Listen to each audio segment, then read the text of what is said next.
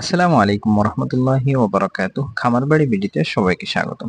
আসলে একটি ছাগলের ফার্মের জন্য সবথেকে খরচের জায়গা যেটা বেশি খরচ হয় যার পিছনে সেটা হচ্ছে খাবার কস্ট। অর্থাৎ ছাগলের খাবার কস্টের পেছনে যে পরিমাণ টাকা চলে যায় অর্থাৎ প্রায় 70% খরচ কিন্তু খাবারের পেছনে হয়ে থাকে। বিশেষ করে যারা আবদ্ধ অবস্থায় ছাগলের ফার্ম করে থাকেন তাদের জন্য এটা। এবং 50% পর্যন্ত অনেকে দানাদার খাওয়ান এবং 50% ঘাস খাওয়ান। এবং অনেকে তো ঘাস খাওয়ানই না, অনেকে শুধুমাত্র সাইলেজ এবং দানাদারের উপরে নির্ভর করে চলেন।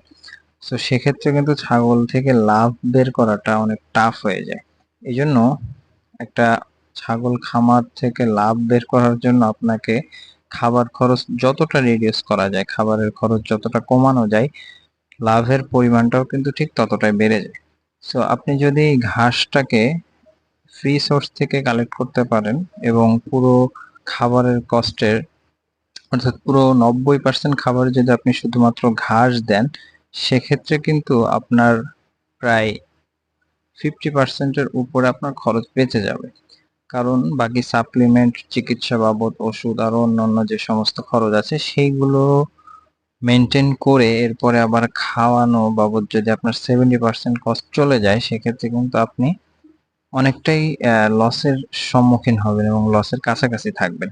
সো ছাগলের রুচি ঠিক রেখে সবকিছু ঠিক রেখে যদি এদেরকে পর্যাপ্ত পরিমাণে শুধুমাত্র ঘাসে অভ্যস্ত করতে পারেন, তাহলে কিন্তু এইখানটাতে প্রফিটের মার্জিনটা অনেক বেড়ে যাবে। সো এই যে দেখতে পাচ্ছেন আমার ছাগলগুলো মাশাআল্লাহ খুব সুন্দর রুচি, এবং এদেরকে ঘাস দেওয়ার সঙ্গে সঙ্গে এরা পুরো ঘাস একেবারে ফিনিশ করে ফেলে। অল্প সময়ের মধ্যে ঘাসগুলো খেয়ে ফেলে, দেখতে পাচ্ছেন। তো এইটার কারণ আছে, এটা হচ্ছে যে আমি এদেরকে প্রতিনিয়ত জিঙ্ক সিরাপটা খাওয়াই, জিঙ্ক বি সিরাপটা খাওয়ানোর চেষ্টা করি, যাতে করে এদের রুচি যেটা এটা খুব ভালো থাকে। এবং এদেরকে আমি খুব অল্প পরিমাণে দানাদার খাওয়াই, একেবারে খাওয়াই না বললেও চলে। অর্থাৎ এদেরকে পানির সাথে কিছু পরিমাণে ভুসি, লালি গুঁড়ো এগুলো দিয়ে আমি এদেরকে খাওয়ানোর চেষ্টা করি। বাট এদেরকে দানাদার যদি আমি একদিন, 2 দিন, 1 সপ্তাহ, 1 মাস যদি দানাদার নাও দেই, এরা চলতে পারবে এবং কোনো রকম সমস্যা আলহামদুলিল্লাহ এদের হবে না। এবং এদের যে শরীরের যে ঘাটতি, এটাও আলহামদুলিল্লাহ ঘাসের থেকে পূরণ হয়ে যায়। এবং আমি যে সাপ্লিমেন্ট গুলো খাওয়াই কিছু কিছু, তাও বেশি কিছু খাওয়াই না, অল্প কিছু সাপ্লিমেন্ট খাওয়াই এবং বাকিটা এদের আলহামদুলিল্লাহ শুধুমাত্র ঘাসের উপর দিয়ে হয়ে যায়। একেবারে আবদ্ধ অবস্থায় ওদেরকে ব্রয়লার মুরগির মতো, পোল্ট্রির মতো একেবারে মানে একটা পরিবেশে রেখে অভ্যস্ত করে ফেলবেন। বাহিরের প্রাকৃতিক কোনো পরিবেশ আসলেই সে অসুস্থ হয়ে যাবে, এরকম কোনো অবস্থাতে যাওয়া যাবে না।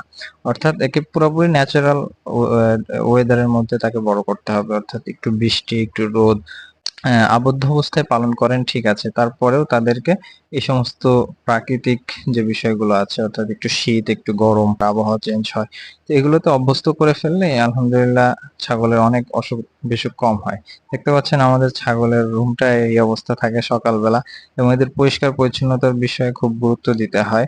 এবং এটাকে পুরোপুরি ক্লিন করে প্রতিদিন আমরা এখানে একদম পুরো ডিটারজেন্ট পাউডার দিয়ে ধুয়ে দেই, ধুয়ে একেবারে পরিষ্কার করে খাট উল্টিয়ে তারপরে আবার নতুন করে সবকিছু করি, যাতে করে এদের যে অ্যামোনিয়া গ্যাস, আমার এই রুমটাতে পর্যাপ্ত পরিমাণে বায়ু চলাচল করার মতো অবস্থা নাই, এই জন্য অ্যামোনিয়া গ্যাস যাতে তৈরি না হয় বা কোনো রকম প্রবলেম না হয়, সেজন্য প্রতিদিনই আমার এই রুমটা পুরোপুরি পরিষ্কার করতে হয়। এবং আমাদের যেহেতু বৈজ্ঞানিক অনুযায়ী কোনো সেট করা হয়নি, এজন্য আমরা একটা সেট করব ইনশাল্লাহ পরবর্তীতে। তবে এখন এইভাবে একটু মেনটেন করতে হচ্ছে, কষ্ট হচ্ছে তারপরেও।